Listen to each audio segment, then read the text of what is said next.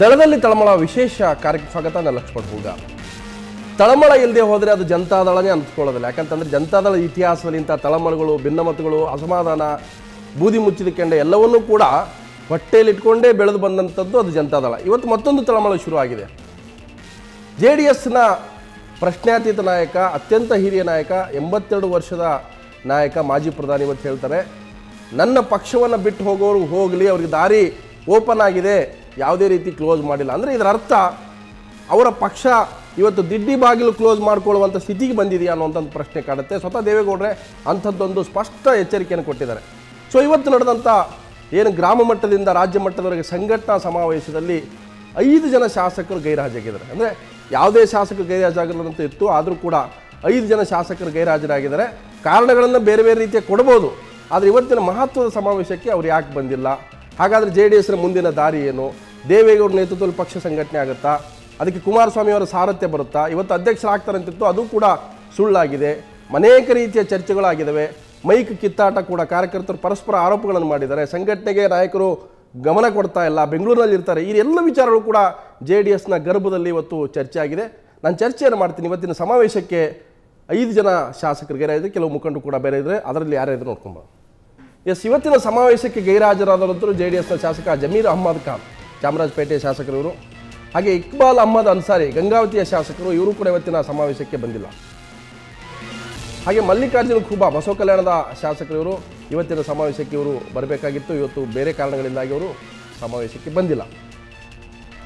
ಗೋಪಾಲಯ್ಯ, ಮಹಾಲಕ್ಷ್ಮಿ ಲೇಔಟ್ನ ಶಾಸಕರು, ಕಾರಣ ಗೊತ್ತಿಲ್ಲ, ಇವತ್ತಿನ ಸಮಾವೇಶಕ್ಕೆ ಇವರು ಬಂದಿಲ್ಲ, ದೂರ ಉಳಿದಿದ್ದರು. ಇನ್ನು ಸುಧಾಕರ್ ಲಾಲ್, ಕೊರಟಗೆರೆ ಶಾಸಕರು ಸುಧಾಕರ್ ಸಭೆಗೆ ಆಗಮಿಸಿದ್ರು. 4 ಜನ ಶಾಸಕರು ಇವತ್ತಿನ ಸಭೆಯಿಂದ ದೂರ ಉಳಿದಿದ್ದರು.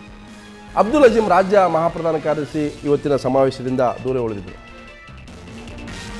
ಡ್ಯಾನಿಶ್ ಅಲಿ, ರಾಷ್ಟ್ರೀಯ ಪ್ರಧಾನ ಕಾರ್ಯದರ್ಶಿ, ಸಾಮಾನ್ಯವಾಗಿ ರಾಜ್ಯದಲ್ಲಿ ಈ ರೀತಿಯ ಸಭೆಗಳು ನಡೆದಾಗ ಡ್ಯಾನಿಶ್ ಅಲಿ ಕೂಡ ಬರ್ತಾರೆ, ಆದರೆ ಇವತ್ತಿನ ಸಭೆಯಿಂದ ಅವರು ದೂರ ಇದ್ದರು. ಇನ್ನು ಜಫರುಲ್ಲಾ ಖಾನ್, ರಾಷ್ಟ್ರೀಯ ಕಾರ್ಯದರ್ಶಿ, ಇವರು ಕೂಡ ಸಮಾವೇಶಕ್ಕೆ ಬಂದಿಲ್ಲ.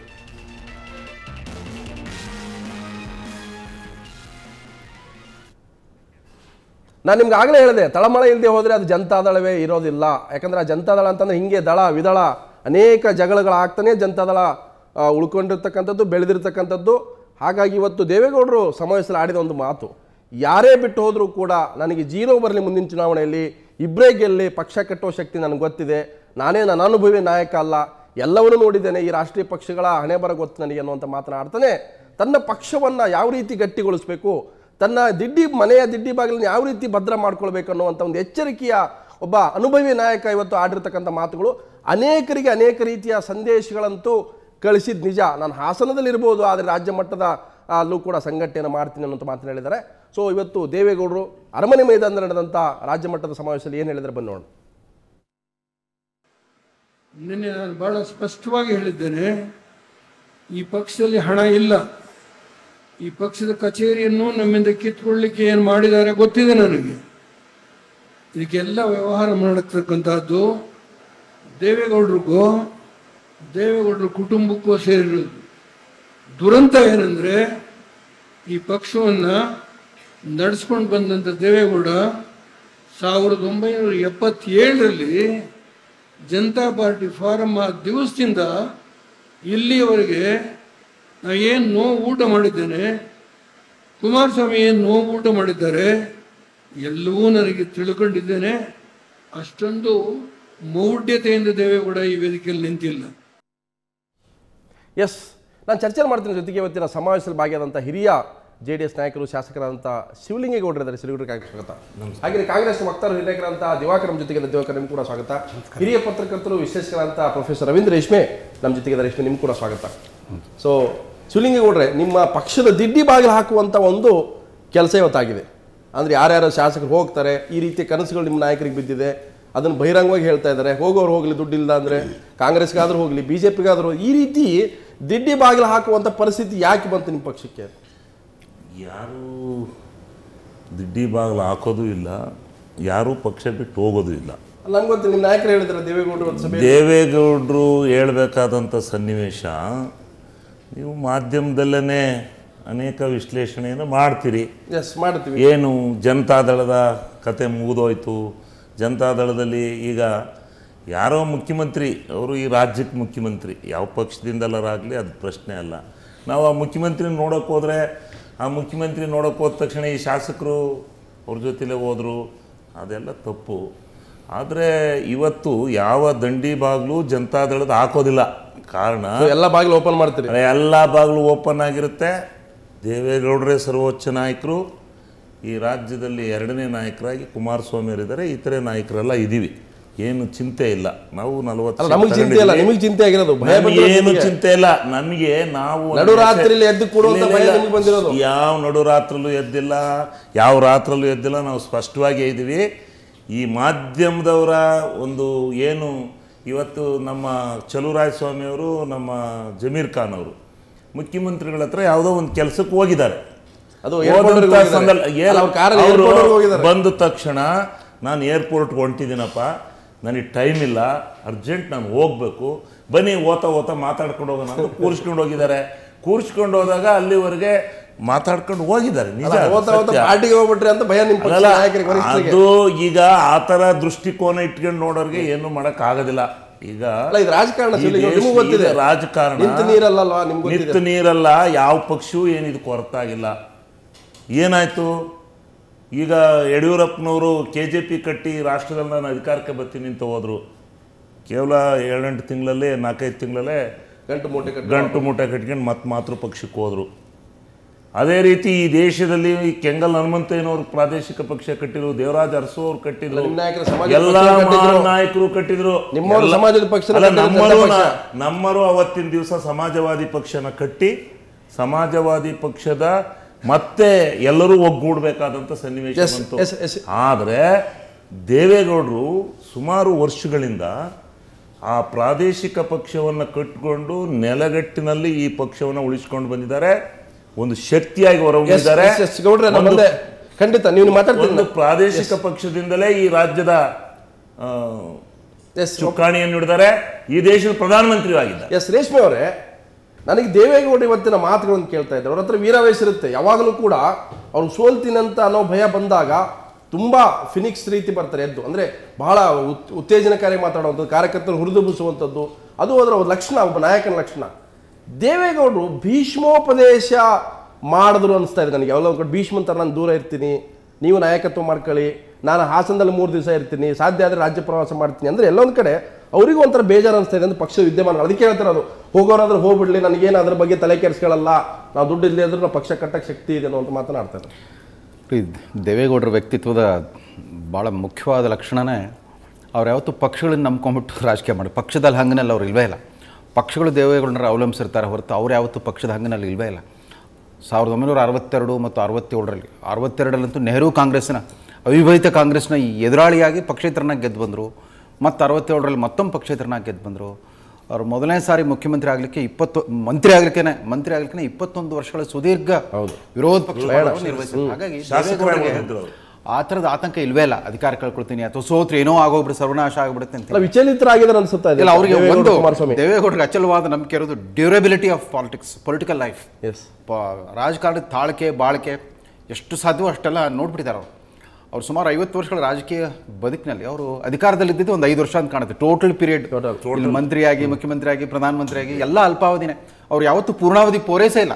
ಸಚಿವರಾಗಲಿ 2 ಸಾರಿ ರಾಜೀನಾಮೆ ಕೊಟ್ಟರು, ಭಿನ್ನಮಂತ್ರಿ ಮುಖ್ಯಮಂತ್ರಿ ಆದಾಗ ಅದು ಕೂಡ ಮೊಟಕುಗೊಳಿಸ್ಬಿಟ್ಟು ಪ್ರಧಾನಮಂತ್ರಿ ಆದರೂ ಅಲ್ಲೂ ಕಳೆದ 17 ವರ್ಷದಿಂದ ಅವರು ಯಾವ ಅಧಿಕಾರ ಸ್ಥಾನದಲ್ಲಿ ಇಲ್ದಿದ್ರು ಕೂಡ ದೇವೇಗೌಡರು ಇವತ್ತಿಗೂ ಪ್ರಸ್ತುತವಾಗಿ ಉಳಿದಾರ ಅನ್ನೋದೇ ಅವರ ಹೆಗ್ಗಳಿಕೆ. ಸಮಸ್ಯೆ ಇರೋದು ದೇವೇಗೌಡರಿಗಲ್ಲ, ಆ 40 ಜನ ಶಾಸಕರಿದಾರಲ್ಲ ಅವ್ರಲ್ಲಿ ಎಷ್ಟು ಜನಕ್ಕೆ ಇನ್ನೂ 4 ವರ್ಷಗಳ ಕಾಲ ವಿರೋಧ ಪಕ್ಷದಲ್ಲಿ ಮುಂದುವರಿಯೋದು ಅನ್ನೋ ಅಂಥ ತಳಮಳ ಕಾಡ್ತಾರೆ. ಯಾಕಂದ್ರೆ ಆ ವಾರ್ಗೆಯವರೇ ಬೇರೆ, ಕುಮಾರಸ್ವಾಮಿಯವರು ವಾರ್ಗೆಯವರು ಇದಾರಲ್ಲ ಅವರೇ ಬೇರೆ ತಲೆಮಾರು. ಅಲ್ಲೊಂದು ಬಹುಶಃ ಜನರೇಷನ್ ಕಾನ್ಫ್ಲಿಕ್ಟ್ ಇದೆ, ಒಂದು ತಲೆಮಾರಿನ ಸಂಘರ್ಷ ಇದ್ದೇ ಇರುತ್ತೆ. ದೇವೇಗೌಡ ರೇಷ್ಮೆ ಹತ್ರ ತಲೆಮಾರಿನ ಸಂಘರ್ಷ ಒಪ್ಕೊಳ್ತಾರೆ ಪಕ್ಷದಲ್ಲಿ, ಅದು ಎಲ್ಲ ಪಕ್ಷ ಇದೆ, ಅದಾವಂತ ಇದೆ. ನಾನು ನನಗೆ ಕಂಡಂಗೆ ಯಾವ ತಲೆಮಾರಿನ ಸಮಸ್ಯೆನೂ ಇಲ್ಲ. ಅಲ್ಲ ಒಪ್ಕೊಂಡಿದ್ದಾರೆ, ನಿಮ್ಮ ದೇವೇಗೌಡರು ಒಪ್ಕೊಂಡಿದ್ದಾರೆ, ಕುಮಾರಸ್ವಾಮಿ ನನಗೆ ಗೊತ್ತಿರಂಗೆ ಯಾವ ಸಮಸ್ಯೆಗಳು ಇಲ್ಲ. ಅಲ್ಲಿ ಸಮಸ್ಯೆ ಯಾವುದೇ ಇವತ್ತಿನ ರಾಜಕೀಯ ಸನ್ನಿವೇಶದಲ್ಲಿ ಆಡಳಿತ ಪಕ್ಷ ಇದ್ದರೆ ಕೆಲಸ ಆಗುತ್ತೆ ಅನ್ನೋ ಒಂದು ಭಾವನೆನ ತಂದಿಟ್ಟಿದ್ದಾರೆ.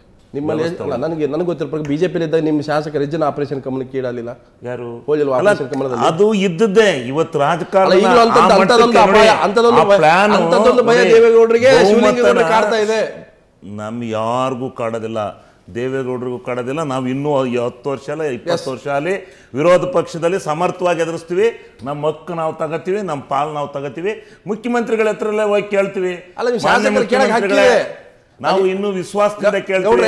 ನಾನು ಬಂದೆ ನಿಮ್ಗೆ ಶಾಸಕರು ನಿಮಗೆ ಕಾನ್ಸ್ಟಿಟ್ಯೂಷನಲ್ ರೈಟ್ಸ್ ಇದೆ ಕೇಳ್ತೀರಿ, ಅದ್ರ ಆಚೆ ನೀವು ಸಂಬಂಧಗಳು ಬೆಳೀತಾ ಇದೆ ಅನ್ನುವಂತ ಆತಂಕ ನಿಮ್ಮ ನಾಯಕರಾದ ದೇವೇಗೌಡ ಕುಮಾರಸ್ವಾಮಿ ಬಂದಿದೆ. ಏನು ಬೆಳೆದಿಲ್ಲ, ನಿಮ್ಮ ಮಾಧ್ಯಮದವರಿಗೆ ಉತ್ತರ ಕೊಡಬೇಕಾದಂತದ್ದು ಇವತ್ತು ದಿವಾಕರ್ ಇವತ್ತು ಕಾರ್ಯಕರ್ತರು ನಾನು ಹೇಳ್ತಿರೋದು ನಾಯಕರು ಬಿಡಿ, ಅವ್ರು ಸಮರ್ಥನೆ ಮಾಡ್ಕೊಳ್ತಾ ಇದಾರೆ. ನಮ್ಗೆ ಅಲ್ಲ ಯಾವುದೇ ಬಾಗಿಲ್ಲ ಮುಚ್ಚಿಲ್ಲ. ಕಾರ್ಯಕರ್ತರು ಬೇಕಾದ್ರೆ ಡೈರೆಕ್ಟ್ ಆಗಿ ಇಲ್ಲ, ಕಾರ್ಯಕರ್ತರು ಇವತ್ತು ಕಾರ್ಯಕರ್ತರ ಭಾವನೆಗಳನ್ನ ಹೇಳ್ತಾ ಇದ್ರು ಇವತ್ತು ಸಮಾವೇಶದಲ್ಲಿ.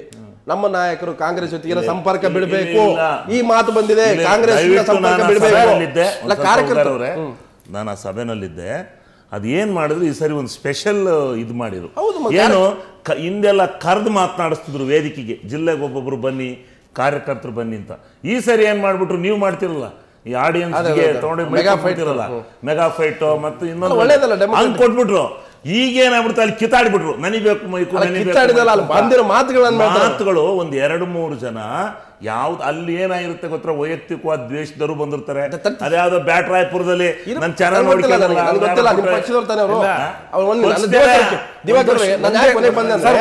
ನಾನು ಯಾಕೆ ನಿಮ್ ಕೊನೆಗೆ ಬಂದಂದ್ರೆ, JDS ಅನ್ನ ಒಡಿಯಕ್ಕೆ, ಶಿಥಿಲ ಮಾಡ್ಲಿಕ್ಕೆ, ಛಿದ್ರ ಮಾಡ್ಲಿಕ್ಕೆ ನಿಮ್ಮ ಪಕ್ಷ, ನಿಮ್ಮ ನಾಯಕರಂತ ಸಿದ್ದರಾಮಯ್ಯ ಬಹಳ ದೊಡ್ಡ ಮಟ್ಟದಲ್ಲಿ ಆಪರೇಷನ್ ಹಸ್ತ ಮಾಡ್ತಾ ಇದ್ದಾರೆ.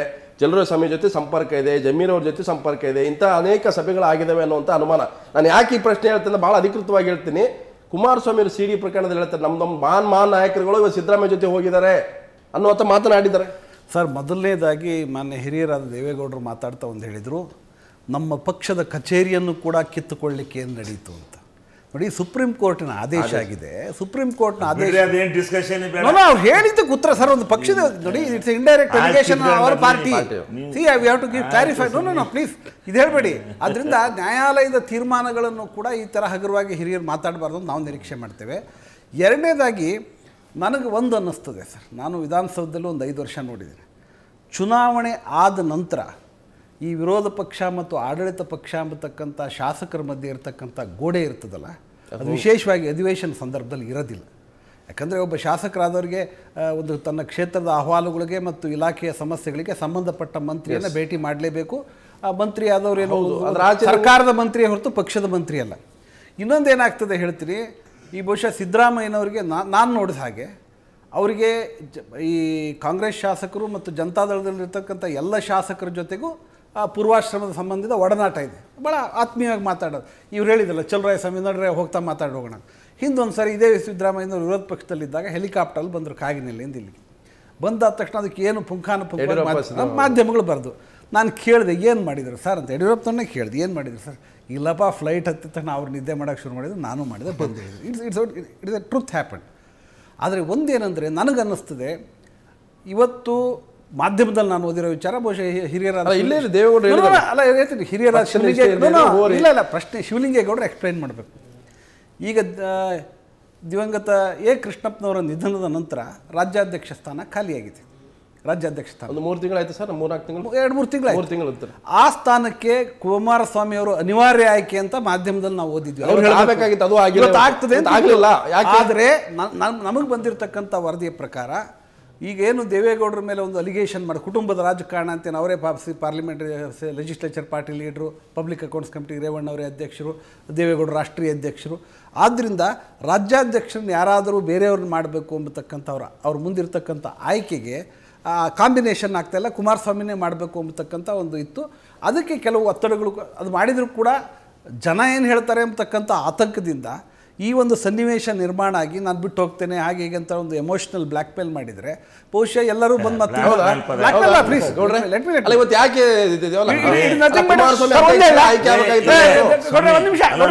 ಒಂದು ನಿಮಿಷ ಈಗ 3 ದಿವಸ ನಾನು ಹಾಸನಕ್ಕೆ ಹೋಗ್ತೀನಿ, ಹೋಗಿ ಮನೆ ಮಾಡ್ತೀನಿ ಅಂತ ಯಾಕೆ ಹೇಳಬೇಕು?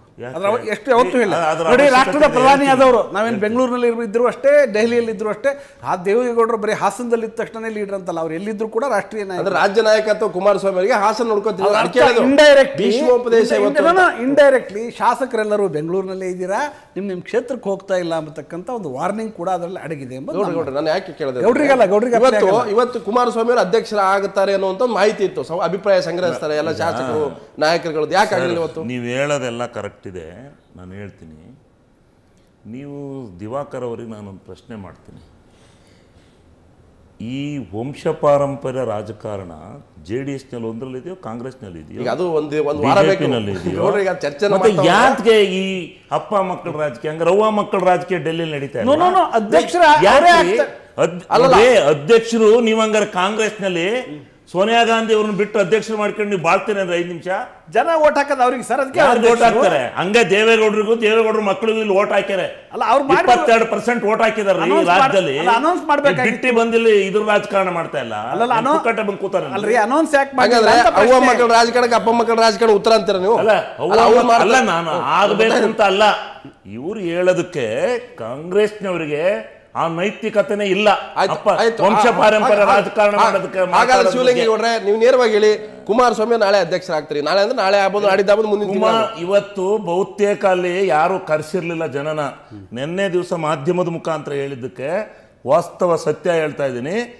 ಜನ ದೇವೇಗೌಡರ ಒಂದು ಸ್ಟೇಟ್ಮೆಂಟ್ ನೋಡಿ ಮುಗಿಬಿದ್ದು, ಅಷ್ಟು ಜನ JDSಗೋಸ್ಕರ ಕಂಕಣಬದ್ಧ ತೊಟ್ಟಿ ತಮ್ಮ ಯಾವುದೇ ತ್ಯಾಗಕ್ಕೂ ಸಿದ್ಧ ಆಗಿರುವಂಥ ಕಾರ್ಯಕರ್ತರು ಮುಖಂಡರು ಈ ರಾಜ್ಯದಲ್ಲಿದ್ದಾರೆ. ಅವರು ಮುಗಿಬಿದ್ದು ಬಂದು ಇವತ್ತು ಎಷ್ಟು ಜನ ಮಾತಾಡಿದ್ರು, ಎಷ್ಟು ಜನ ಸಭೆಯಲ್ಲಿದ್ದರು, ಕುಮಾರಸ್ವಾಮಿ ಅವರು ಒಬ್ಬರಿಂದಲೇ ಈ ರಾಜ್ಯ ಕಟ್ಟಲಿಕ್ಕೆ, ಈ ಪಕ್ಷ ಕಟ್ಟಲಿಕ್ಕೆ ಸಾಧ್ಯ, ಕುಮಾರಸ್ವಾಮಿ ಅವರೇ ಅಧ್ಯಕ್ಷರಾಗಬೇಕು ಅಂತ ನೇರ ನುಡಿನಲ್ಲಿ ಹೇಳಿದ್ರು. ಅದು ಯಾಕಾಗಲಿಲ್ಲ ಇವತ್ತು? ಎಷ್ಟು ಕೆಲಸ ಅದು? 2 ಗಂಟೆ ಕೆಲಸ ಅದು ಅಲ್ಲ. ಒಂದು ಹೇಳ್ತೀನಿ, ದೇವೇಗೌಡರ ಕುಟುಂಬ ಧಾರ್ಮಿಕವಾದಂಥ ವಿಧಿವಿಧಾನದಲ್ಲಿ ನಂಬಿಕೆ ಇಟ್ಕೊಂಡು ಬಂದಿರತಕ್ಕಂಥ ಒಂದು ಫ್ಯಾಮಿಲಿ. ಆ ಫ್ಯಾಮಿಲಿನಲ್ಲಿ ಅವ್ರಿಗೆ ಸಮಯ, ಗಳಿಗೆ, ನಕ್ಷತ್ರ ಇವೆಲ್ಲವನ್ನು ನೋಡಿ ನನ್ಗೊಂದು B ಫಾರಂ ಕೊಡ್ಬೇಕಾದ್ರೆ ಇನ್ನು 5 ನಿಮಿಷ ಐತೆ ಅಂದ್ರೆ ಕೂತು ಅಲ್ಲಿ ಇನ್ನು 5 ನಿಮಿಷ ಬಿಟ್ಟು ತಗೊಂಡು ಹೋಗು ಅಂತಾರೆ. ಅದೊಂದು ಫ್ಯಾಮಿಲಿ, ಅದು ನಾವೇನು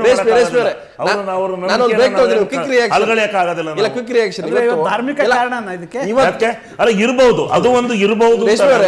ಇವತ್ತು ಸಮಾವೇಶ ಕರೆದಿದ್ದೆ ಪಟ್ಟಾಭಿಷೇಕದ ವಿಚಾರಕ್ಕೆ. ಇಲ್ಲ, ಕುಮಾರಸ್ವಾಮಿ ಅವರ ನಾಯಕತ್ವವನ್ನ ಎಲ್ಲರನ್ನ ಒಪ್ಪಿಸಿ ಅವ್ರ ಅಧ್ಯಕ್ಷ ಸ್ಥಾನ ಘೋಷಣೆ ಯಾಕೆ ಮಾಡಕ್ ಆಗ್ತಾ ಇಲ್ಲ ಅಂತ. ಇಲ್ಲ, ಕುಮಾರಸ್ವಾಮಿ ಅವರ ಬಾಡಿ ಲ್ಯಾಂಗ್ವೇಜ್ ನೋಡಿದ್ರೆ ಅವ್ರಿಗೆ ಬೇಸರ ಆಗೋಗ್ಬಿಟ್ಟಿದೆ ಅಂತ ಕಾಣುತ್ತೆ. ಮತ್ತೆ ರಾಜ್ಯಾಧ್ಯಕ್ಷ ವಹಿಸ್ಕೊಂಡು ಮತ್ತೆ ಪಕ್ಷ ಮ್ಯಾನೇಜ್ ಮಾಡೋದು ಸ್ವಲ್ಪ ಟೈರ್ಡ್ ಆಗಿರೋಂಗೆ ಕಾಣುತ್ತೆ. ಅಂದ್ರೆ ಶಾಸಕರ ಜೊತೆ ವಿಶೇಷವಾಗಿ ಕೊಡ್ತಾ ಇಲ್ಲ. ಅಲ್ಲ, ಮೊನ್ನೆ ಕಳೆದ 10 ದಿವಸದಿಂದ ಅವರ KPCC ಪ್ರತಿಭಟನೆಯಲ್ಲಿ KPSC ಪ್ರತಿಭಟನೆ ಶಾಸಕರು ಹೇಳ್ತಿದ್ದಾರೆ, ಅಲ್ಲಿ ಅವರು ಏಕಾಂಗಿತನ ಬಹಳ ಅನ್ಸಾರಿ ಇವತ್ತು ಮತ್ತೆ ಹೊಸಬ್ರು ಹೇಳಿದ್ದಾರೆ. ಆ KPSC ಅಭ್ಯರ್ಥಿಗಳ ಜೊತೆಗೆ ಅವರು ಇದು ಮಾಡಿದ್ರಲ್ಲ, ಪ್ರತಿಭಟನೆ ಕೂತಿದ್ರಲ್ಲ 10 ದಿವಸ, ಅಲ್ಲಿ ಅವ್ರ ಏಕಾಂಗಿತನ, ಅವ್ರ ಬೇಸರ ಎಲ್ಲ ಒಡೆದು ಕಾಣ್ತಾ ಇತ್ತು. ಕೆಲವೊಂದು ಕಡೆ ಸ್ವಲ್ಪ ಜರ್ಜರಿತರಾಗೋಂಗೆ ಕಾಣುತ್ತೆ. ಕುಮಾರಸ್ವಾಮಿ ತಕ್ಷಣವೇ ಅಧ್ಯಕ್ಷತೆ ವಹಿಸ್ಕೊಳ್ಳೋ ಮನಸ್ಥಿತಿಯಲ್ಲಿ ಇಲ್ಲ ಅಂತ ಕಾಣುತ್ತೆ. ಆದ್ರಿಂದ ಬಹುಶಃ ಮುಂದೂಡಿ ಪೆಂಡಿಂಗ್ ಇರ್ಬೋದು, ಅದಕ್ಕೇನೋ ಇರ್ಬೋದು, ತಿಥಿ ನಕ್ಷತ್ರದ ಕಾರಣ ಇರ್ಬೋದು. ಅದ್ರ ಹೊರತುಪಡಿಸಿ ಬಟ್ ತಿಥಿ ನಕ್ಷತ್ರವೆಲ್ಲ ವರ್ಕೌಟ್ ಆಗ್ತಾ ಬಂದಿದೆ JDS ಫ್ಯಾಮಿಲಿ. ಇಲ್ಲ, ನಾನು ಚರ್ಚೆ ಮಾಡ್ತೀನಿ. ಅದ್ರ ಜೊತೆಗೆ ಸಭೆಯಲ್ಲಿ ಬಂದಂತ ನಿರ್ಣಯಗಳನ್ನ ಒಂದು ವೇಳೆ ಶಿವಲಿಂಗೇಗೌಡರು ಹೇಳೋದು ನಿಜ ಆಗೋದೇ ಆದ್ರೆ 40 ಶಾಸಕರಲ್ಲಿ ಒಬ್ರು ಕೂಡ ಯಾವ ಕಡೆನೂ ಅಲ್ಲಾಡಲ್ಲ ಅನ್ನೋದಾದ್ರೆ, ಕುಮಾರಸ್ವಾಮಿ ನಾನು BJPಗೆ ಹೋಗಲ್ಲ, ಕಾಂಗ್ರೆಸ್ಗೆ ಹೋಗಲ್ಲ ಅನ್ನುವಂಥ ಹೇಳಿಕೆ ಯಾಕೆ ಬರ್ತಾ ಇದೆ? ಇಂಥದ್ದೊಂದು ಹೇಳಿಕೆ ಕಾರ್ಯಕರ್ತರನ್ನ ಹೆಚ್ಚು ಬಲಿಷ್ಠಗೊಳಿಸುತ್ತಾ ಅಥವಾ ವೀಕ್ ಮಾಡುತ್ತಾ? ನಾನು ಚರ್ಚೆ ಮಾಡ್ತೀನಿ, ಅದಕ್ಕಿಂತ ಬಂದ್ರಿ.